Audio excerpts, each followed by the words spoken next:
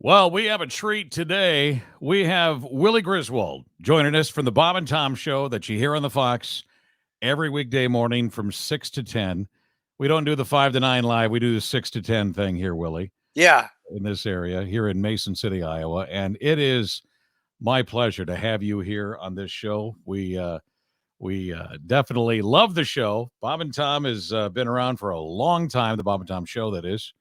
And, what's funny is you were my competition for many years. And everybody knows the story around here that I flip flopped a radio station from across town over to the Fox. And I went from mornings over there to now the Bob and Tom show. I'm on the afternoons here now. It's the that's great. now I Well, get I to guess program this station. So I don't want to. I can't beat him, enjoyed him, kind of thing. Is that what? I don't want to say it was direct competition. I'm not trying to sound rude, but well, to be honest with you, I never listened to the show. I never could. yeah. I never hmm knew what the show was all about, and I have to say I'm a big fan. hmm And I think the lineup you have, I mean, I know Bob, retired here a while ago, but I love the lineup you guys got. And when did you come aboard? So I came on board in 2020. I started doing call-ins from my apartment in Chicago, just like little updates from Chicago is what we called them. Right. And I was doing like little quizzes. One of them was I would name three things, and two of them were weed strands, and the third was like a weird metal band or something, and people had to pick Okay. which was what. And then in June, Chick had to be out; he was in the hospital, so I kind of came in for backup. You were filling. Okay. I was a fill-in for a day on Friday, and he was ready to be back in studio Monday, but there was concern that he might have to take more time off, so I just Hmm. kind of stuck around, and thankfully I didn't step on too many toes, and people were still kind of happy to have me, and it worked out really well. Were you doing before? I mean, I don't know. I mean, did Tom, your dad, did he just kind of like say, "Hey, you're going to be part of the show"? Honestly, it wasn't too far away from that. I was in Chicago. I'd been doing comedy. I was in grad school, and I was just doing a lot of stand-up. I just Right. started traveling around, working on the weekends, just little clubs in Michigan. I did a few. I did one show at a nudist resort. That was my What? last. Yeah, that was my last big show before COVID hit. Did you have to Uh, dress up for that, or? you're allowed to go naked. I have a buddy DJ that he at one point went naked, Oh, but really? yeah, I talk enough about, my little action on stage. I don't need to prove it while I'm up there, right? Yeah, yeah. Well, that's a good question here. So, what is your thing on stage? I've never seen you before. I've seen a lot of comedians, Mhm. and you're going to be with Greg Hahn that night. I've seen him many, many times, and he's awesome. But I've never seen your act before. So, if you could describe it when you're up there, I try to be just really silly, really fun. I keep it light. A lot of it is about me. I'm very self-deprecating. I had an early kind of comedy mentor early on say, if you don't want your jokes to be stolen, make them all about you. So, a lot of other people can't do jokes about my life. So it's really personal. It's a lot of stories. I make fun of my dad a lot on stage now, which people seem to really like. Yeah, I'm opening. So I'm doing about a half hour, and you can expect about 50% of that to be me making fun of myself for being chubby or silly or whatever it is. it's New Year's Eve at Diamond Joe Casino. We're scrolling right now where you can go to get tickets, diamondjoeworth.com. They're selling very well, but there is room for you to get there. Mhm. So you're going to be here with Greg Hahn. Is this a tour that you guys are on? Have you worked with him before or what? Yeah, so it's not a formal tour, but Greg is one of my favorite people to open up for.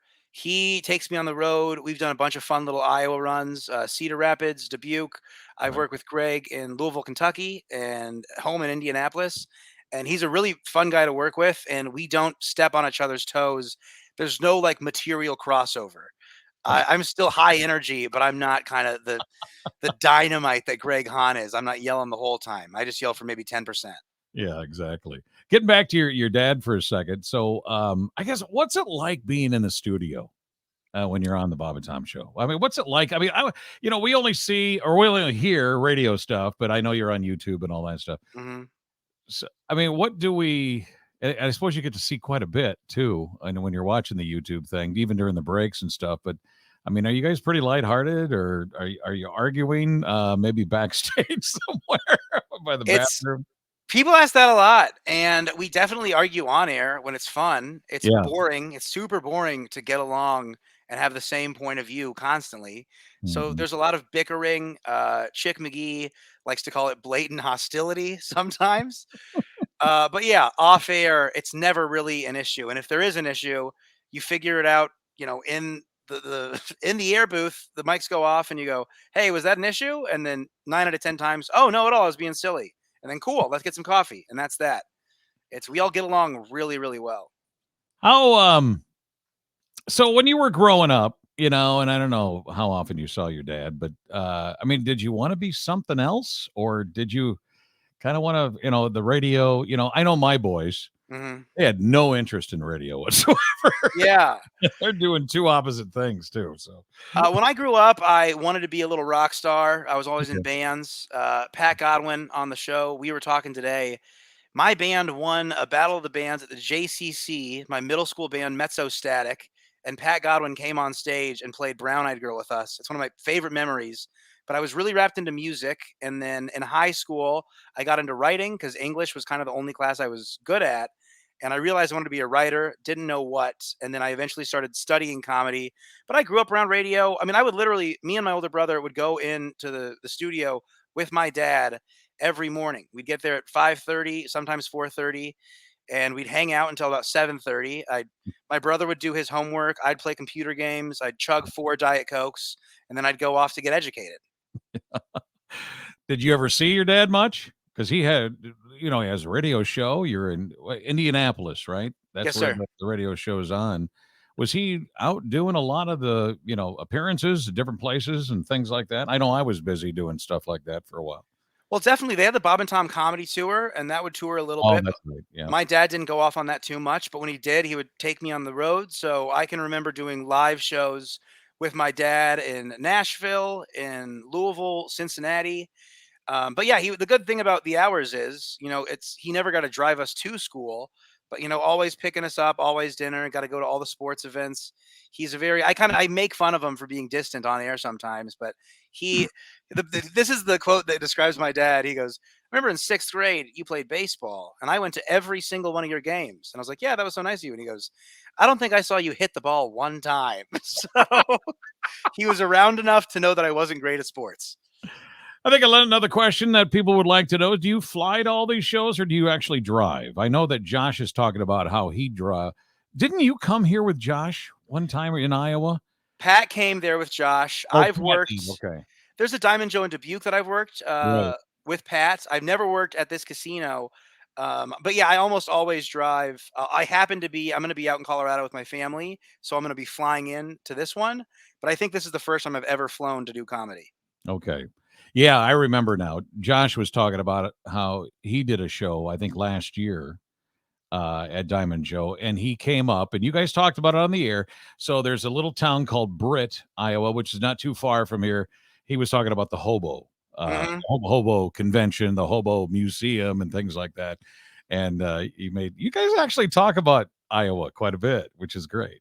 I love Iowa. Iowa's one of my favorite places to work. I really like working in Dubuque because I can go across to Wisconsin and I can get my favorite beer, Spotted Cow, and then I Okay. can go to Illinois to get things that I'm not going to talk about on the radio. Right. It's I'm a really big fan of Iowa, and I've got a lot of great people there that come out and see us, and I'm very grateful. What would you be doing on New Year's Eve if you weren't doing a show? New Year's Eve, usually I'm out with my family in Colorado and we're big, we just go to bed at like 8 p.m. We joke around when we're out there. It's mountain time, so the ball drops at 10, so we can trick my younger sisters into thinking that they stayed up till midnight. Right. But I'm not a big stay up till midnight guy anymore. I usually go to bed early so I can wake up early and go skiing. But when I was a kid, 18, 19, I would, go to Chicago and go to concerts with my buddies. I don't know. Hopefully, I get a kiss Greg at midnight this year. We'll see. Oh, okay. If he'll let you. We'll say something like, "Come on, I tear it up, baby." I can hear it now. That's right. Well, this is going to be great. New Year's Eve, Diamond Joe Casino in Northwood. It's out in the middle of nowhere. You kind of know it. I'm sure since you've been to Iowa before. It's right off of I-35. Okay. And because people are going to be watching this and hearing this, we both put it on audio and video on website, YouTube, everything. And you're going to be there. And it's going to be a great show. And you're going to be in bed before midnight, probably, I would think. What time do you start? 8 o'clock, 9? I think it's 9. Uh, yeah, it's an early enough show. I don't think we're going to be on stage at midnight. So maybe I'll be on the casino floor putting all the money that I earned doing stand up on black, try to double it, see if I can make something good happen. I was going to say, will you go to a couple of slots before you go on? Or I'm not. I play like video poker on my phone. I'll get a Bud Light and saddle up to a video poker machine, but I'm very nervous about tables. I played the tables in Vegas when I turned 21, and I was just like, I'm not cut out for this kind of stress. I can't do this. But yeah, I might do. I'll do a little roulette. I like to just put a small amount of money on there. I have kind of an addictive personality, so I don't want to end up on the floor too long. Real quick before I let you go, what is your normal routine, I guess, before and after a show? Do you actually, do you get here a little early? Do you like to check out areas? I'm not Mhm. just talking about, Diamond Joe. I'm talking about wherever you're playing at. Do you like to go check out a town maybe, or do you like to stick around after a show, or what? Yeah, I like to get there early. I usually when we work in Bob and Tom markets, I'm so lucky I can kind of call it out on air on my Instagram story and have a bunch of people email me, the best pizza, the best local bar, the best Yeah. coffee shop or whatever. Yeah. But yeah, and then I like to get to the venue a little early. I get very anxious about being late, so I like to make sure the stage is there and make Right. sure the seats are there and make sure the microphone works. I just when I'm on stage, that's when things get fun and crazy. But before the show, I like to make sure everything is straight. Well, that's good. That's good. Yeah, because Diamond Joe, our Diamond Joe up here, diamondjoeworth.com, is in the middle of farmland. Hmm. Okay. I'm sure you're used to a lot of metro areas, and this is in the middle of nowhere. It's really fun. I started doing comedy up in Chicago, so Yeah. super metro area. But then since I moved back to Indy, I'm working at the Eagles Lodge in Lafayette, Indiana. I'm working places. Peoria is maybe a little more metro, but I'm constantly in places where it doesn't feel like a big city. And honestly, I kind of like it there. It's a lot of fun, and folks are super grateful because, in Indianapolis, say you can go see a comedy show pretty much 5 nights a week, and then a lot of Mm. places, not a comedy club. There's maybe only 5 or 6 comedy shows a year, and the people that are out there are, they got babysitters. They are ready to come out and laugh. It's not just something they decided on a whim. That's And those people seem so much more dedicated to listen and laugh and have fun. that's great. Well, listen, congrats on what you've done so far, and we're gonna, you're a young guy yet, so I don't even know how old you are, but you're in your 20s yet? Or are you Yes, sir. I'm 29 years old. I turned 30 29? in Yeah, April. that's great. Do you have a family? I do not. Oh, I've got a little girlfriend. I've got okay. tiny little sisters who are, 8 and 5. And That's right. they pretty much I love them a lot, but I'm not going to make any little ones soon. I'm going to wait a few years for that one. That's right. Hey, if we want to follow you on socials, where can we find you at? Yeah, it's at Willie.Griswold on Instagram and at Willie Griswold on Twitter. And I post all my shows. I post fun little stuff. I'm complaining about the Colts and the Pacers a lot on there. But come Mm. follow me. It's a lot of fun. And there's all the show details. There's a link to the tickets. I make it nice and easy. We are also an affiliate of the Minnesota Vikings. We take on your Colts this weekend. I don't know when everybody's watching this or listening to this, but you have anything you want to talk about with that? We got the Vikings Colts. I, Skull, baby. I think the Vikings, to quote Chick McGee, they are going to do whatever they want to do on Saturday. If they want to win by 3, they'll do it. If they want to win by 20, they can do that. They want to take their time, be nice to us. That's okay. Right. It'll be a fun game to watch. The Vikings look great this year. Yeah. You got a lot of Colts fans on your team there at the show? I know that Chick has been all about Washington for so many years, but he hasn't really had too much to brag about. Yeah, Chick's a Commanders guy. My dad grew up a Browns guy, but for the most part, everyone in there is kind of a Colts fan. But I'm kind of a Colt. I got the shirt on. Sure. I dedicate a little bit too much. I talked about the Colts in therapy every week this year. It's been a grading year for our team, but I've got this weird unconditional love.